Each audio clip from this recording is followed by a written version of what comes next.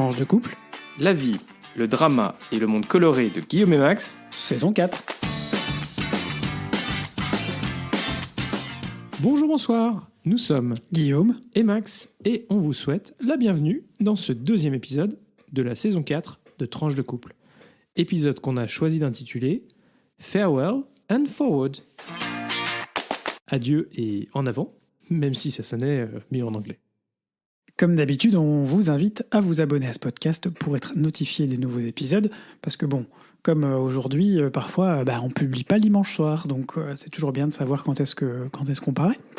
Et puis, en principe, on est officiellement en ligne le lundi tous les 15 jours, et on se retrouve entre-temps aussi sur notre page Facebook et notre compte Twitter, tranche, le chiffre 2, couple singulier, comme le nom du podcast, ou par mail, tranche, le chiffre 2, couple, tout au singulier, @gmail.com. Enfin, un mot, un seul, on vous le dit, on vous le redit, partagez sur vos réseaux sociaux, à vos proches, à toutes celles et tous ceux qui sont susceptibles d'être intéressés par le podcast. Ça nous permettra de continuer à accroître la visibilité de Tranche de couple, et puis aussi, on va pas se cacher, de garder la motive pour continuer à vous proposer cette petite tranche de nos vies tous les 15 jours. Alors, on commence, comme d'habitude, par la rubrique Actu, et aujourd'hui, on est le lundi 19 septembre et on ne pouvait pas faire autrement que de vous proposer, Guillaume, un premier sujet sur... La reine Elisabeth, c'est le décès de la reine Elisabeth. La reine est morte, vive le roi. Cela ne nous aura pas échappé, ou alors vous vivez dans une grotte, et je vous félicite alors pour votre connectivité sélective pour nous écouter tous les 15 jours, que la reine Elisabeth II est décédée le 8 septembre dernier dans sa résidence écossaise de Balmoral. Tout un symbole dans un pays... notamment divisée alors que les Écossais se posent la question de leur maintien au sein du Royaume-Uni. Elle était âgée de 96 ans, dont 70 ans, 7 mois et 2 jours pour être exact de règne, un record pour le Royaume-Uni, proche du record absolu détenu par toujours nul autre que notre Louis XIV. Enfin bon, je ne sais pas, mais en tout cas, c'est lui qui a le record, avec 72 ans, 72 ans. Cette longévité sans précédent lui aura permis de voir se succéder tous les mardis matins 15 premiers et premières ministres britanniques, puis 10 présidents français, et on ne va pas commencer à compter les premiers ministres, sinon on s'en sortira pas, et puis accessoirement 7 papes. Elle était par ailleurs reine et chef d'État officiel de 15 pays, dont l'Australie, le Canada, mais aussi les Bahamas, la Jamaïque ou la Papouasie-Nouvelle-Guinée. Alors, on s'est penché un peu, on a trouvé intéressant de se pencher sur la relation entre la reine, entre la monarchie et puis la France, parce que on a beaucoup souligné donc ces derniers jours cette relation bizarre, étonnante qui existe de la part d'une grande partie de la population française, régicide devant l'Éternel, et c'est la monarchie britannique. Alors, celle-ci est en partie liée au sentiment de stabilité que représente le ou la monarque au travers des crises, des guerres et en particulier ces dernières années, il ou elle représente un pilier. C'est comme ça que ça se passe dans un certain nombre de monarchies européennes. Et puis il y a probablement à voir aussi avec les Français et les fastes, parce que la monarchie britannique, on l'a encore vu aujourd'hui avec les funérailles de la reine, ce sont des fastes millimétrés à la seconde près avec des milliers de parties prenantes. Ils ont invité aujourd'hui plus de 2000 personnes à Westminster Abbey pour ces funérailles. Il y avait plus de 200 chefs d'État de partout autour du monde, du Commonwealth. Il faut dire que Elisabeth était particulièrement attentive et elle voulait que ses funérailles soient avec faste. Hein. Pour elle, elle conçoit la monarchie comme une monarchie de faste. Il faut qu'elle soit très visible pour vraiment briller. Et ça s'est vu pendant son règne, cette histoire de visibilité. On doit voir la reine au milieu de la foule. On ne reviendra pas sur ces centaines de tenues bariolées où elle apparaissait en vert pomme, en bleu électrique, en jaune, en orange, tout ça pour pouvoir être repérée dans la foule. Donc il y a ces fastes, il y a probablement une partie des Français qui sont aussi un peu attirés par le côté faste, mais pas seulement. Elle incarnait aussi, selon Jean Lémarie sur France Culture, on vous mettra le lien de ce podcast, enfin de cette émission qu'il a enregistrée, et ça dure 4 minutes, c'est très court, mais c'est très intéressant. Un autre rapport au temps, comme je le disais, elle passe au travers les crises, et puis elle revendiquait, elle aussi, une forme assumée de francophilie. Elle était une grande, peut-être pas amie, mais très grande relation avec le général de Gaulle, notamment. Il y a toujours eu une forme de proximité avec la France. Et par ailleurs, elle ne manquait jamais de rappeler combien l'histoire de France et celle du Royaume-Uni, en bon frère mais adversaire, est liée depuis les années 1000 et Guillaume le Conquérant. Mais aussi via, par exemple, plus récemment, l'entente cordale, le tunnel sous la Manche. On reviendra peut-être un jour là-dessus. Ça vaudrait la peine de faire un article de podcast, mais on va attendre un peu. Et puis aussi, le prix du sang entre nos deux pays au XXe siècle. On s'est beaucoup combattu, mais il faut se rappeler que des milliers de soldats britanniques sont morts pour libérer la France en 1944. Et la France entretient donc un rapport ambivalent avec la monarchie. La révolution qui devait y mettre fin n'a fait que repousser l'échéance, puisqu'elle a abouti sur l'Empire, la Restauration, jusqu'au Second Empire, comme si on ne voulait pas complètement s'en débarrasser. Et puis aujourd'hui, évidemment, cette sorte de monarchie présidentielle qui existe au sein de la Ve République, ça aussi, ça pourrait faire l'objet d'un podcast complet, mais je crois que ce sera pour plus tard. Alors, le décès de la reine Elisabeth, c'est aussi l'occasion d'un certain nombre de controverses. Le coup d'abord, et on y reviendra plus tard dans cette partie de la monarchie qui, en période de crise, fait tiquer. Il est aussi rappelé souvent en Angleterre, où on maîtrise, au Royaume-Uni, où l'argent est presque une religion, que si elle a un coût, elle est aussi source de bénéfices importants pour l'économie britannique, et c'est probablement une des raisons qui fait que le sujet est assez peu rappelé finalement. Mais aussi sur le fait que la monarchie s'est construite sur la colonisation, comme en France, en Espagne ou en Belgique notamment, y compris au XXe siècle, avec la décolonisation et souvent un certain nombre parfois qui s'est fait dans la violence. Et puis les réparations et les deuils de ces périodes compliquées ne sont pas tous assumés. Les violences commises au nom du roi ou de la reine sont toujours des plaies ouvertes. Et après, Charles III a donc été intronisé dès le 9 novembre à Londres. Dans la grande tradition de la reine est morte, vive le roi, comme on vous le disait, si cher aux familles régnantes, pour montrer leur continuité. C'est d'ailleurs ce qui fait leur force dans les pays où la monarchie est encore bien en place et appréciée par la population. On parle de monarque avec un certain charisme. Il sera couronné à moyen terme dans les mois qui viennent, mais pour éviter de fragiliser davantage l'économie britannique, qui s'est déjà pris dans la figure 3 jours fériés en plus pour le Platinum Jubilee en juin, et là encore un pour les funérailles. Gageons que cela prendra quelques mois et qu'il n'aura probablement pas lieu avant l'année prochaine. Par ailleurs, Charles a déjà annoncé qu'il souhaitait rénover et moderniser le protocole du couronnement pour le rendre plus simple, moins coûteux.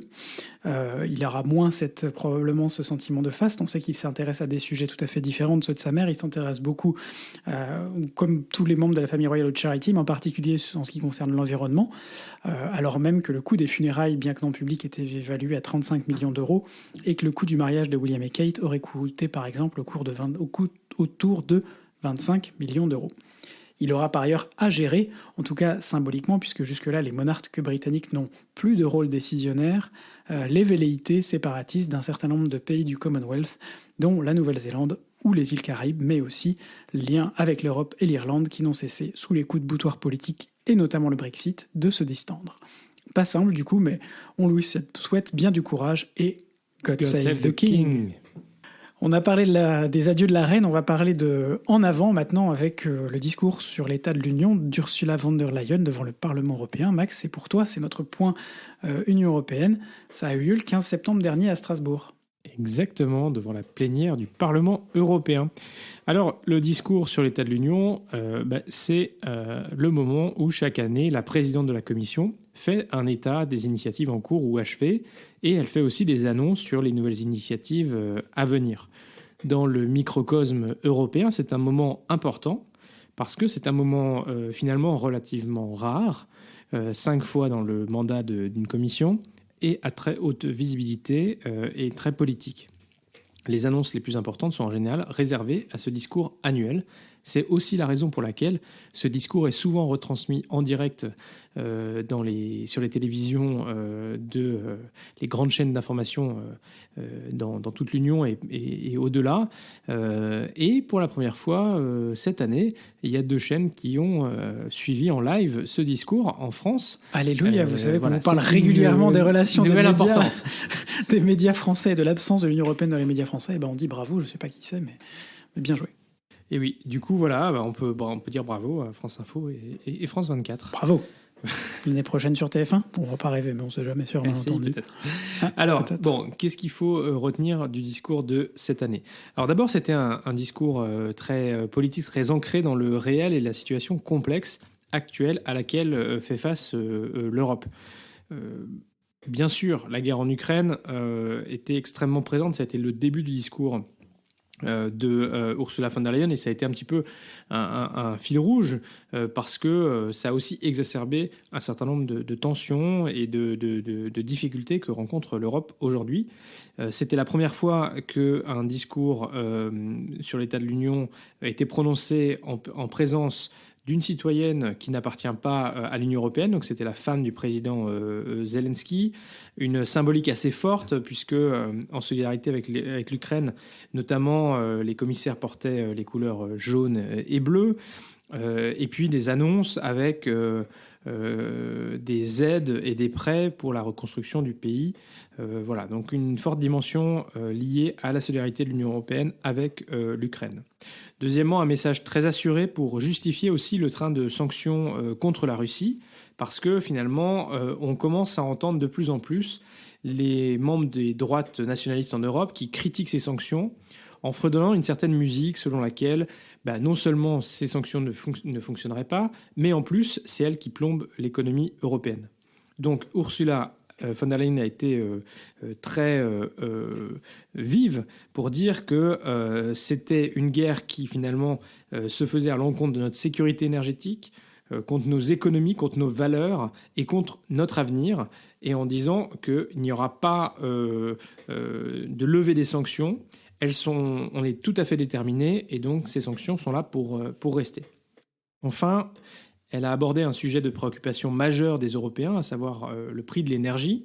Et pour rassurer les consommateurs et les entreprises, en particulier les petites et moyennes entreprises, la chef de l'exécutif européen a présenté tout un paquet de mesures sur le marché de l'énergie qui va de la ponction des profits excessifs engendrés par les énergéticiens qui produisent à des coûts moindres, vous en avez parlé lors de notre dernier épisode, à un éventail d'actions qui vise à accélérer la transition vers une économie décarbonée, moins dépendante de puissances potentiellement hostiles pour se fournir en gaz, par exemple.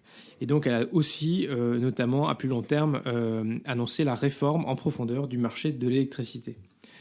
Alors, alléluia. C'est dans ce contexte que Ursula von der Leyen a annoncé de nouvelles initiatives pour renforcer la souveraineté de l'Union européenne. Et ça, c'est vraiment, ce mot de souveraineté, c'est quelque chose qui ressort assez fortement quand on parle de ce discours. D'abord en domaine énergétique, puisque c'est un grand sujet. Pour répondre à ce défi, elle a mis en avant le rôle que pouvait jouer l'hydrogène à long terme avec l'annonce de la création d'une nouvelle banque publique de l'hydrogène qui doit être capable d'investir 3 milliards d'euros pour construire finalement un futur marché de l'hydrogène.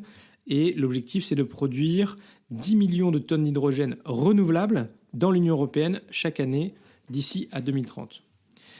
Par ailleurs, elle a fait un point d'étape sur la mise en œuvre du plan de relance Next Generation EU, donc Union européenne nouvelle génération.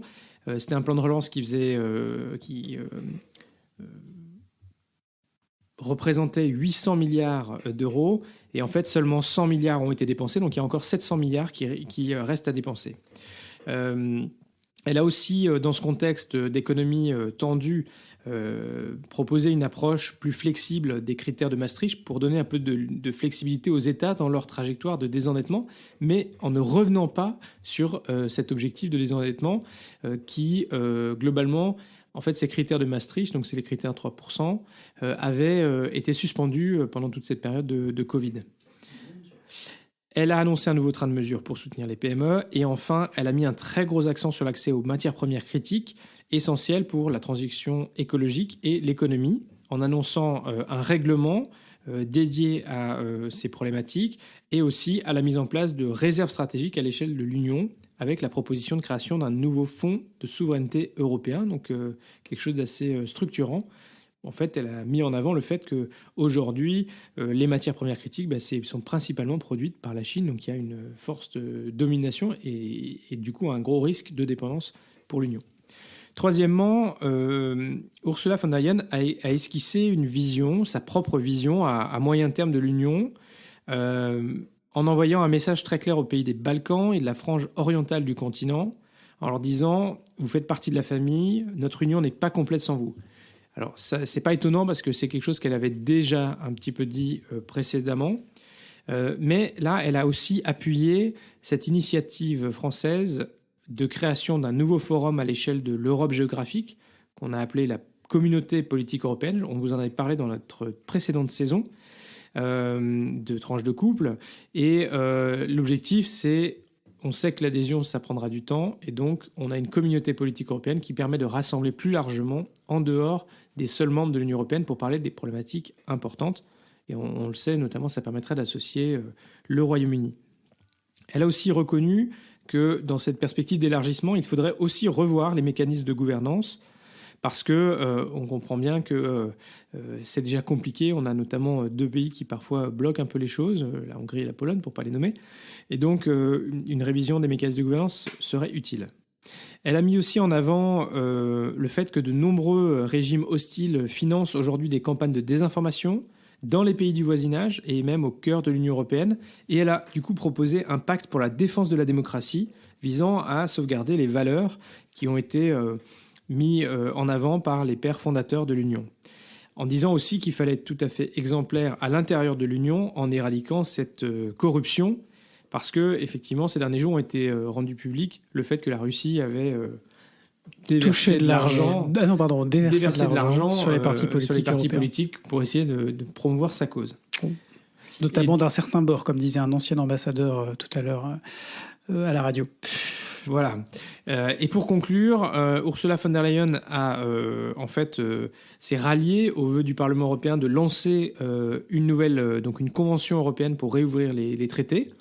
Et donc ça a été bien sûr applaudi très chaleureusement. Alors ce qui est intéressant, c'est que ce discours sur l'état de l'Union, il intervient 20 mois avant la fin de la commission von der Leyen, puisqu'elle termine en 2024. Oui, on est fatigué, il ne faut pas nous en vouloir. Et du coup, en même temps, elle annonce beaucoup de projets. Et donc, finalement, elle envoie un message en disant « J'ai la vision nécessaire pour accomplir un second mandat ». Donc, elle pose déjà ces jalons-là. On verra ce qu'il en sera. Voilà pour ce petit point sur le discours sur l'état de l'Union d'Ursula von der Leyen. C'était un petit peu complet, mais c'est un discours qui a pris son temps. Tout à fait. Merci Max. Moi, je rebondis sur le fait d'insister, qu'elle voulait insister sur les valeurs démocratiques de l'Union européenne. On va faire juste une petite brève sur l'Europride. L'Europride, qu'est-ce que c'est ? C'est une marche des fiertés qui a lieu la particularité d'avoir lieu tous les ans dans une ville différente. Et cette année, l'Europride a eu lieu à Belgrade en Serbie. Autant dire que dès le début c'était compliqué. La Serbie n'est pas un pays très en pointe sur ce qui est des droits des personnes LGBT. Paradoxalement, c'est un des premiers pays européens à avoir élu après le Luxembourg une première ministre ouvertement lesbienne. Pour autant, c'est un pays où la religion est très ancrée, un conservatisme extrêmement important.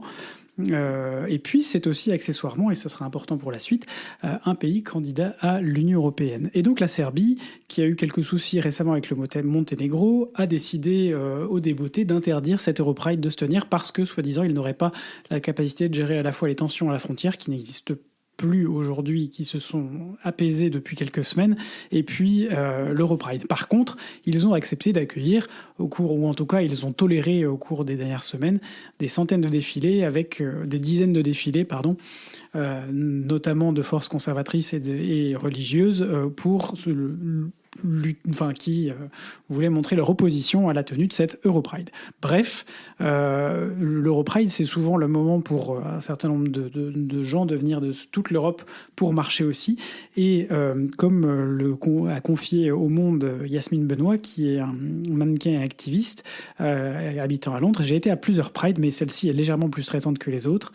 Mais ici, c'est vraiment ce que doit être une Pride. Et ça nous rappelle que la Pride, à la base, ce n'est pas juste pour le plaisir, pour que les personnes LGBTQIA+, puissent se balader en ville et se montrer. C'est pour montrer qu'elles existent, et c'est aussi pour montrer dans certains pays qu'elles existent et qu'elles ne sont pas juste des personnes anonymes, et que leurs droits devraient également, à l'instar d'autres pays européens, leur être garantis. Donc la Pride a finalement eu lieu sous haute forme policière.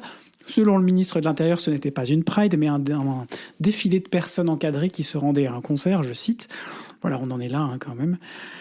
En bref, ça nous rappelle que le combat n'est jamais gagné et que il faut pas dire farewell à nos valeurs, mais qu'il faut regarder de l'avant pour les maintenir, y compris pour la Serbie, et que je pense que la Serbie a perdu des points aussi quant à sa candidature pour l'Union européenne, en tout cas temporairement, avec cette action. Ben oui, mais on l'avait déjà perdu beaucoup avec son positionnement par rapport à la Russie. Oui, c'est ça. Mais en tout cas, disons qu'en ce moment, on se demande un peu à quel jeu il joue.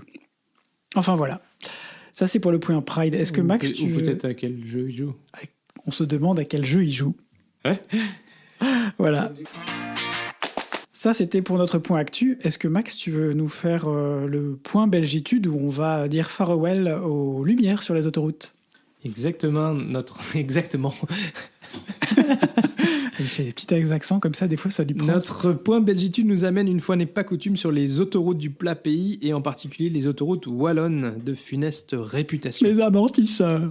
En effet, depuis des dizaines d'années et envers et contre toute logique d'économie d'énergie ou d'utilité réelle, le mythe voudrait que l'éclairage des autoroutes permette de limiter les accidents liés au mauvais état général des routes dans le pays. Faut quand même voir le truc. Hein. On y croit moyen. Bref, crise énergétique oblige. C'est notre premier épisode. Le gouvernement wallon va commencer petit à petit à éteindre les lumières sur les autoroutes hors échangeur pour faire jusqu'à 400 000 euros d'économie d'énergie par an. Ce n'est pas rien. Alors ça ne concernera dans un premier temps que 80% du parc lumineux équipé en LED réglable à distance, soit 20 000 lampadaires quand même. Puis, au fur et à mesure des rénovations, l'ensemble des lampadaires. Mais du coup, pourquoi ils mettent des LED dans les nouveaux lampadaires? Ils ont qu'à juste les enlever. Whatever, faut pas chercher. Alors, il deviendra plus difficile, du coup, de conduire sans ces phares, ce qui est quand même pas recommandé, mais aussi et surtout de repérer la Wallonie depuis l'espace. Vous vous souvenez que Thomas Pesquet avait largement rendu célèbre ces autoroutes avec l'une de ses superbes photos de l'espace.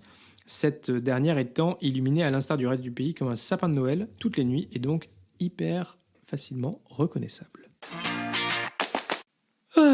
Nous, je sais pas, on va pas la faire là. On est trop fatigués là. Je crois que ça résume assez bien notre rubrique vie de couple de cette semaine là. On n'en peut plus là. On est mort. On peut plus. On est mort. On regarde de l'avant. Enfin, pas aussi mort que la reine Elisabeth, mais un peu quand même. On a eu une semaine bien chargée qui s'est terminée en petit aller-retour express. À Lyon, oui, parce que pourquoi pas, après tout, 4 heures de train, pourquoi pas, et puis on y va en train. On y va en train, vous voyez. Et puis surtout, pourquoi pas, un petit peu de bricolage tout le week-end. C'était pas mal. Guillaume a découvert ou redécouvert les joies du ponçage pour faire rentrer un meuble dans une niche, n'est-ce pas? Qui a été conçu sur mesure, mais manifestement, il manquait 3 mm. Donc, j'ai poncé. Et les Shadocks ponçaient. Non, c'est pompait normalement, mais vous aurez compris, les Shadocks ponçaient. On a poncé, on a poussé avec Max aussi, pour le faire rentrer. On ne veut pas se le cacher. Hein. Il n'est pas supposé ressortir d'ici pendant les 20 prochaines années. Nous avons non pas découvert, mais redécouvert la joie de monter des PAX. C'est toujours un bonheur, finalement. Oui, on adore monter des PAX. Mais on pourra quand même remercier Ikea, parce que ça reste quand même quelque chose de référence pour beaucoup de trucs. Ce qui est simplement un petit peu chiant, comme d'habitude, c'est quand vous ouvrez un carton et qu'il manque des choses. Ça, c'est un peu... Ah bah oui, parce que il y avait des meubles de salle de bain installés, mais c'est difficile d'installer un meuble quand il manque la moitié des pièces. Enfin, en tout cas, des pièces importantes. Voilà. Bref, donc, les petites joies d'IKEA, c'est pas cher. Mais, comme dirait ma belle-sœur, tu sais que tu as des risques qu'il te manque des choses. Et du coup, voilà. Que tu doives aller faire un petit tour chez Ikea Paris, par exemple, en plein samedi après-midi. Ah, c'était chouette, t'as aimé. J'ai super aimé. Et moi, je montais des packs. Et je ponçais. Et puis voilà, c'est l'occasion de faire un petit tour dans la belle famille. C'est toujours sympa de revoir tout le monde aussi. On va pas bouder notre plaisir. On a découvert un très chouette petit bar à vin à Lyon qu'on vous recommande d'ailleurs, qui s'appelle Thomas et Virginie. Victoire et Thomas. Pardon, Victor et Thomas. J'étais pas loin, je l'avais presque. À la frontière entre le deuxième et le premier à Lyon. Voilà, écoutez, l'avantage c'est qu'il faisait quand même un peu meilleur que à Bruxelles-Selle, parce que Bruxelles-Selle, il fait froid, il pleut, c'est l'hiver. Je viens de reprogrammer la chaudière. Et quand on sait ce que ça va nous coûter... 19 degrés. Quand on sait ce que ça va nous coûter... Alors j'ai refait une estimation tout à l'heure, on n'est plus à x3, mais on est à x2,5 là. Ah, parce qu'on a fait des économies l'année dernière, c'est ça? Non, parce que le prix du gaz a baissé. Ah oui. Bon. Donc peut-être que d'ici le mois de décembre, on va croiser les doigts et serrer les fesses pour qu'on soit encore un peu en dessous. Oui, alors bon, les réserves de gaz sont à 84% dans l'Union, mais vu que notre non-ami Vladimir Poutine, notre globalement, futur meilleur ami, a fermé les robinets, almost entirely, quasiment totalement. Du coup, on ne sait pas si on arrivera à y arriver à 100%. Bah, c'est ce que je dis, on va croiser les doigts, serrer les fesses, et puis comme tout le monde, on va attendre de voir ce qui se passe. Bon, et puis Guillaume, cette semaine dernière, c'était aussi la reprise artistique à fond. Ah oui, c'était à Donf, 2 soirées au boulot, ça faisait des mois que ça ne m'était pas arrivé, je pense. Du coup, c'était un peu violent. Et puis 2 soirées avec des réunions perso aussi à côté. Il faut dire que je cumule un peu. Max, il rentre pas très tôt non plus. Donc c'est pas simple pour lui, c'est aussi fatigant. Mais moi, la semaine dernière, c'était particulièrement dense. Et puis voilà, je bosse avec des gens très ambitieux, mais qui du coup multiplient les projets. Et ça retombe sur Bibi. Et derrière, c'est Bibi qui s'y colle souvent. Mais bon, voilà, c'est des choses intéressantes, c'est important,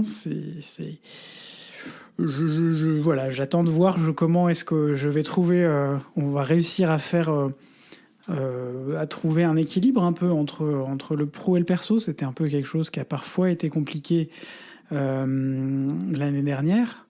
Parce qu'on reprenait, parce que c'était post-Covid, que c'était pas forcément simple de remettre les choses dans le bon sens, dans le bon ordre, enfin voilà, tout ça.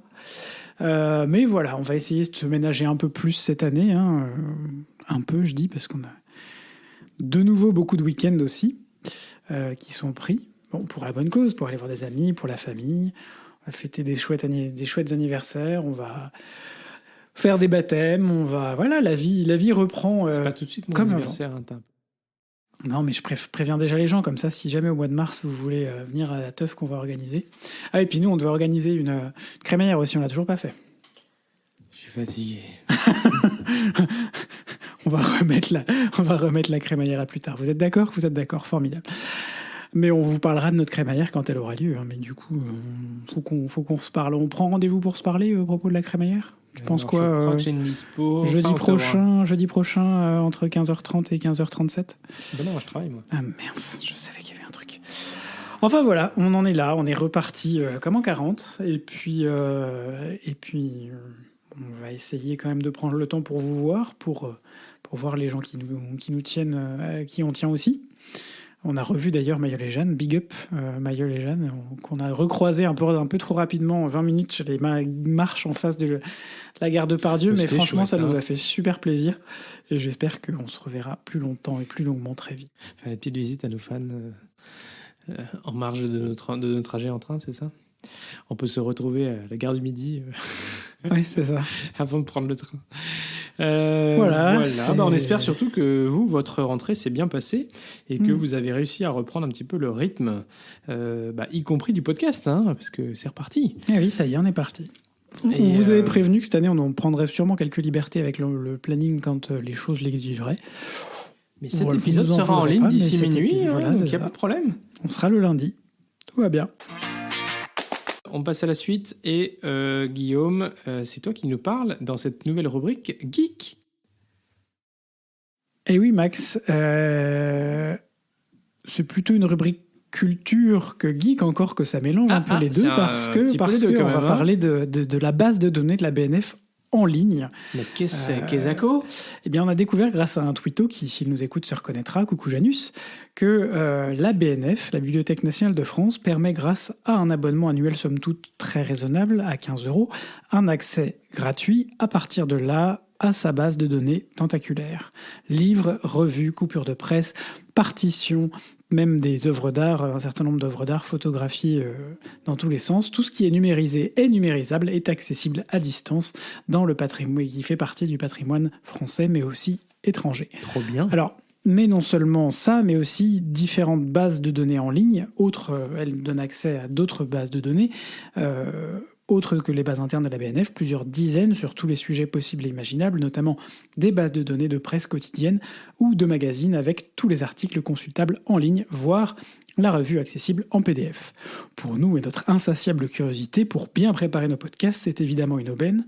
On y trouve notamment la base Europresse, qui donne accès par exemple au Monde, au Figaro, à la Libération dans leur intégralité, tous les articles, y compris un certain nombre d'archives. Le Soir en Belgique, Courrier International, l'Express ou alors Press Reader, qui permet l'accès à des magazines et publications de tout autour du monde, beaucoup en anglais, mais pas uniquement. On trouve dans le rayon musique, moi j'ai un peu creusé là-dedans, l'accès à Music Periodicals Database, qui est une base de données pareil qui donne accès à un certain nombre de brochures de presse autour de la musique, ou à la formidable base Oxford Music Online. En littérature, on a l'accès à la base Early European Books, des livres européens datant d'avant 1701 qui sont numérisés et disponibles dans leur intégralité. On a accès au Robert, on a accès au Littré, bref, de quoi passer des bonnes soirées d'hiver à venir au coin du feu quand il n'y aura plus de gaz. Merci beaucoup Guillaume, et on vous recommande effectivement de profiter de cette aubaine qui est le site de la BNF. Et c'est déjà la fin de cet épisode.